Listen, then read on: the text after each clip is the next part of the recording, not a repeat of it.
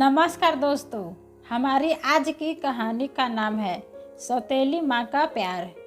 अरे उमा दीदी आज फिर लेट से आई। उमा, माफ़ करना मैडम जी, लिफ्ट में ना मेरी एक सहेली मिल गई थी, उससे बात करने में लेट हो गया। क्या उमा दीदी, तुम्हारा रोज़ कुछ न कुछ बहाना रहता है। मैंने तुम्हें बताया है ना कि मुझे ऑफिस जाने में लेट हो जाता है। तुम क्यों लेट कर देती हो? मेरा काम ज़्यादा ज़रूरी है या तुम्हारी सहेली से बात करना? माफ़ करना मैडम जी, वह क्या है ना, मेरी सहेली कुछ परेशान थी और रो भी रही थी, इसलिए मुझे अकेला छोड़ कर आना उसे अच्छा नहीं लगा। अच्छा जी, अब आपको सहेली को क्या हो गया जो रो रही थी? मैडम जी, बताने वाला बात तो नहीं है, लेकिन बताती हूँ। मेरी सहेली ने दूसरा घर बसाया है। उसका जो दूसरा पति है ना, वो अपनी बेटी को छोड़ता ही नहीं, यहाँ तक कि रात में भी उसके साथ ही रहता है। क्या मतलब है उसके साथ रहता है? उसका पिता है, अच्छी बात है, ध्यान रखना ही चाहिए बच्चों का। नहीं मैडम जी, आप मेरी बात समझ नहीं रही है। रात में साथ रहने का मतलब यह है कि बेटी सियानी हो रही है और माँ को घरों में काम करने के चक्कर में सुबह जल्दी उठकर भागना पड़ता है और दोपहर घर पहुँचती है। शाम को 2-4 घर में और काम पकड़ रखा है। जब वो शाम को घर पहुँचती है तो पति की गाली गलौज, मारपीट, यही सब होता है। नशे में धुत घर आता है और उसके बाद अपनी बेटी के साथ ही सोता है और न जाने अपने गंदे हाथ कहाँ कहाँ फेरता है। बेटी यूं ही कुछ 13-14 वर्ष की होगी। अब वह भी बड़ी हो रही है तो सब कुछ समझती है। कल वह अपनी माँ के गले लग रोने लगी। आप मेरी सौतेली माँ हो तो क्या मुझसे प्यार नहीं करती? मेरी माँ होती तो शायद मेरे साथ ये सब ना होता। अगर मुझे अपनी बेटी मानती हो तो मुझे अपने पास सुलाया करो, मुझे पापा के साथ नहीं सोना। माँ, मैं तेरे साथ सुबह उठकर काम पर चलूँगी, तेरी हर बात मानूंगी, पर मुझे पापा के पास नहीं जाना। अपनी बेटी की ऐसी बात सुनकर उमा की सहेली भी सुन हो गई। उसे खुद भी समझ में नहीं आ रहा था कि वह क्या करे। उमा दीदी की बात सुन मेरे भी होश उड़ गए। मैं बैठ गई चेयर पे। कुछ समझ में नहीं आ रहा था कि मैं उसे क्या बोलूं।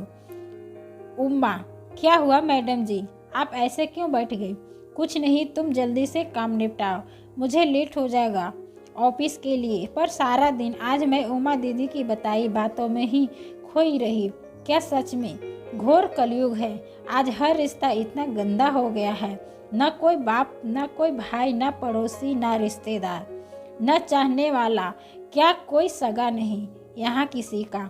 कैसी दरिंदगी है!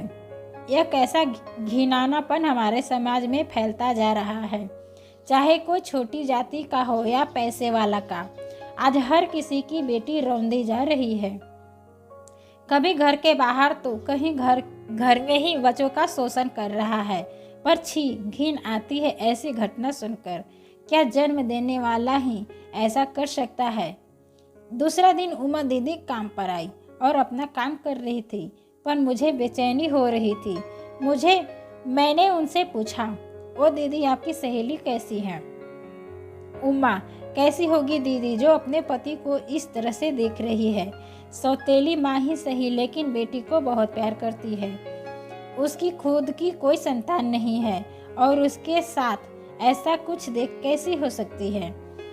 उमा दीदी, तुम लोग कोई कदम क्यों नहीं उठाते हो? उससे बोलो कि जाकर पुलिस केस करें। उमा, मैंने भी यही कहा तो उसने कहा, क्या होगा पुलिस केस करके? तो हमारी कौन सुनता है? ऐसा नहीं है, तुम सब पहले ही डर जाते हो। उससे बोलो कि वह एक बार पुलिस स्टेशन जाए। उमा, ठीक है मैडम जी, मिलती है तो मैं उसे ज़रूर बोलूँगी।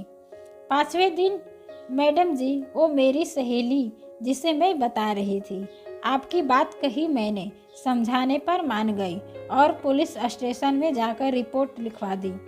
रात ही उसके घर पुलिस आकर उसके पति को 4 लाठें भी मारी, साथ ही खींचकर पुलिस स्टेशन ले गई। आज उसकी बेटी के चेहरे पर जो खुशी दिख रही थी ना, सच बड़ा सुकून हो रहा था। पर सच में मैडम जी, कितना गंदा हमारा समाज हो गया है। हम भी किस पर भरोसा करें। उमा दीदी की बात सुनकर मुझे भी थोड़ा सुकून आया। चलो कुछ तो सही हुआ। शायद आज उमा की वो सहेली और उसकी बेटी चैन की नींद सोएंगी। करीबन 1.5-2 महीने बाद उमा दीदी ने फिर से खबर दी कि मैडम जी, मेरी वो सहेली अपनी बेटी को लेकर अपने गांव चली गई है। उसने कहा कि शायद मेरे और मेरी बेटी के लिए यही अच्छा है कि हम गांव में रहें। भले ही रूखा सूखा खाकर पेट भर लेंगे, लेकिन ऐसे इंसान के साथ जीवन बिताना सही नहीं, न मेरे लिए न ही मेरी बेटी के लिए। मुझे ये तो नहीं पता कि क्या ये निर्णय सही है या नहीं, पर आज एक सौतेली माँ ने माँ के दिल से सोचा और अपनी बेटी के हित में निर्णय लिया। अपनी बेटी को लेकर उसके भविष्य को बचाते हुए इस काल से दूर हो जाना ही अच्छा है। तो दोस्तों, आशा है कि कहानी पसंद आई होगी।